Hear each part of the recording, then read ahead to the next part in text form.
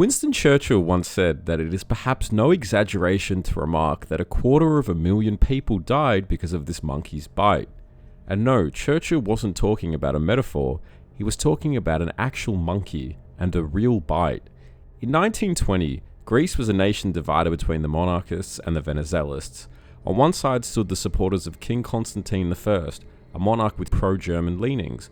On the other was Eleftherios Venizelos, the liberal statesman who had aligned Greece with the Western Allies during World War I. Venizelos had been in and out of power for years, steering Greece through a series of wars and diplomatic maneuvers that had dramatically expanded its borders, most notably during the Balkan Wars and the First World War.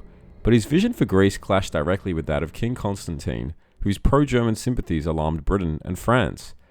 The political rift between the two camps had been growing since the early 1900s. In 1917, Constantine was forced into exile, and the Allies placed his son Alexander on the throne, a move widely seen as a constitutional absurdity. For a few years, the crisis simmered beneath the surface, at least for the time being. But by 1920, the fault lines split wide open again, thanks, in part, to a monkey. This was no longer just a feud between political factions. It was a nation veering towards civil war, all while fighting an ambitious campaign in Asia Minor against Atatürk's forces, one that demanded unity and strong leadership. Greece, unfortunately, had neither. While visiting Athens, King Alexander I, son of Constantine and acting monarch after his father's exile, was bitten by a monkey in the royal gardens after he tried to break up a fight between a pet monkey and his dog. He died a few weeks later from sepsis. That monkey bite, seemingly trivial, changed the course of Greek history. With Alexander gone, a referendum brought Constantine back to the throne, a referendum that received 99% favour of him returning. This was definitely not sus. A month later, in the November 1920 election, Venizelos technically won the popular vote, but failed to secure a majority and left the country in self-imposed exile. The Allies, who were furious at Constantine's return, responded with an economic blockade and pulled their military and financial support. Greece, now under a pro-monarchist government led by Dimitrios Gounadis, stubbornly pressed on with the campaign in Asia Minor, despite being woefully unprepared. The early 1921 battles of Ioannou made that painfully clear. With British and French support gone and morale low, the Greek army pushed deeper into Anatolia, straight into catastrophe. The war unravelled fast. By 1922, Smyrna was in flames, tens of thousands were dead or displaced, and Gounadis, along with several other officials, was executed for the disaster. It became known as the Asia Minor catastrophe, and it marked one of the darkest chapters in modern Greek history. That's the part that we might know already, but what if that monkey hadn't bitten the king? And I can't believe this is actually a sentence that's come out of my mouth. Let's imagine a world where Alexander survives and the Venizelos government remains in power, or an election is put off for the foreseeable future. The Allies continue backing Greece with military and financial support. Without internal division, the Greek army maintains its momentum in Asia Minor. Now, how realistic would it have been for the Greeks to actually win the Greco-Turkish War, even if the monkey bite didn't happen? It's very debatable, but for fun, let's say that they do win, or at the very least they don't lose as badly, because otherwise they just lose, maybe a bit later, and history goes the same way. So, let's say that Churchill's quote about the monkey bite being a catastrophe is factually correct. Now what? In this alternate timeline, let's say Greece wins. Kind of.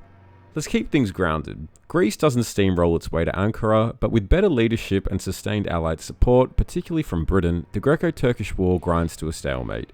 By 1923, both sides are exhausted from fighting. Atatürk and Venizelos open negotiations. The Treaty of Sèvres? Scrapped. Atatürk refuses to see Asia Minor sliced up though, and after years of World War I, the Balkan Wars, and now this, the Allies aren't itching to keep fighting either. Atatürk wants Istanbul though. That's non-negotiable. So the talks stall and the war drags on. By 1925, Atatürk relaunches his offensive. Despite Greece's best efforts, they're pushed back, but this time there's no Smyrna disaster. Years of preparation allow for an organised evacuation. The Asia Minor catastrophe is avoided, although defeat still stings. Then, in 1926, the crisis shifts to Constantinople. Atatürk threatens to march on the city, echoing the real-life Chanak crisis of 1922, but delayed by a few years. This time, Britain doesn't blink. With Constantine gone and Venizelos still at the helm, British support for Greece is stronger. War breaks out, brief, intense, and unpopular back home. France, Italy, Romania, and Yugoslavia stay out of it, many leaning towards neutrality by this point or even favouring Turkey. Meanwhile, Soviet Russia continues arming Atatürk as it did historically. Eventually, both sides get tired. A new treaty is signed in late 1926. Istanbul and Smyrna go to Turkey, and Eastern Thrace goes to Greece. No one's thrilled, but after nearly 15 years of war, it's enough for now. This is also enforced by Britain and Greece's navies, which prevent Turkish troops from ever crossing the Bosporus into Europe. There's no population exchange and there's no real reconciliation, just a tense, unfinished peace. For the next decade, Turkey gravitates towards Germany and Bulgaria. Greece draws closer to Romania and Yugoslavia. Both nations rearm and eye each other off warily across the Aegean. The wounds haven't healed. Atrocities on both sides have fueled a cycle of rage. And then comes World War II. By 1940, both Atatürk and Venizelos are gone. Their successors are more authoritarian and more militarist. Greece is attacked by Italy in October 1940, and Turkey stays neutral at first, but it's watching. Eastern Thrace, once Turkish, is now isolated from the rest of Greece and is not easy to defend. So, Germany reaches out to Turkey. Hitler's ambassador in Ankara, Franz von Papen, offers Turkey a deal. Join the Axis, reclaim Eastern Thrace, or it's being given to Bulgaria, and maybe they'll even receive some islands as well. In real life, von Papen did try to do this to Turkey, minus the Eastern Thrace part of course, but İsmet İnönü rejected the offer. In this timeline, Turkey listens. İnönü, wary of war, doesn't go along with it. But then, a coup happens. A group of fascist generals overthrow İnönü and shift Turkey towards the Axis. Now this actually isn't that unrealistic. It's exactly what happened in Yugoslavia in April 1941, when a coup reversed the country's alignment overnight, just before the Nazis invaded.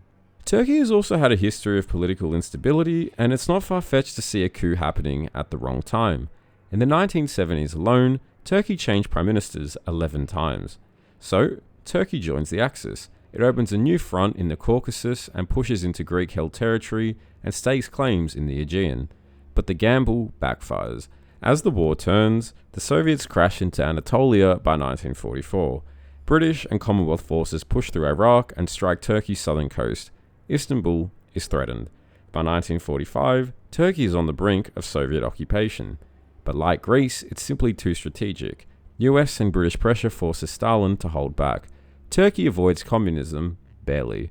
It becomes an ultra-conservative, militarized state, not unlike post-war Greece. Both countries receive Marshall Plan aid, and Greece still suffers through its civil war, much as it did in our timeline. So, what actually changes if King Alexander survives the monkey bite? Realistically, Greece still probably loses the Greco-Turkish War. But maybe not. Maybe a better run campaign, continued Allied sympathy, and no royalist chaos means Greece holds on. Just enough to drag the map in a different direction. And from all that one small change, dominoes might fall. A longer war, a different treaty, a more volatile interwar period, and maybe even a Soviet-aligned Turkey staring across the Bosporus at Western-backed Greece. All because one monkey didn't bite a king. So, history could turn on the tiniest of hinges. A monkey bite, a referendum, a few block supply lines, and I can't believe I just wrote an entire video on the repercussions of a monkey bite not turning fatal. If you enjoyed the alternate history twist, drop a like and let me know in the comments. Do you think that Greece was ever going to win, or was it doomed from the get-go?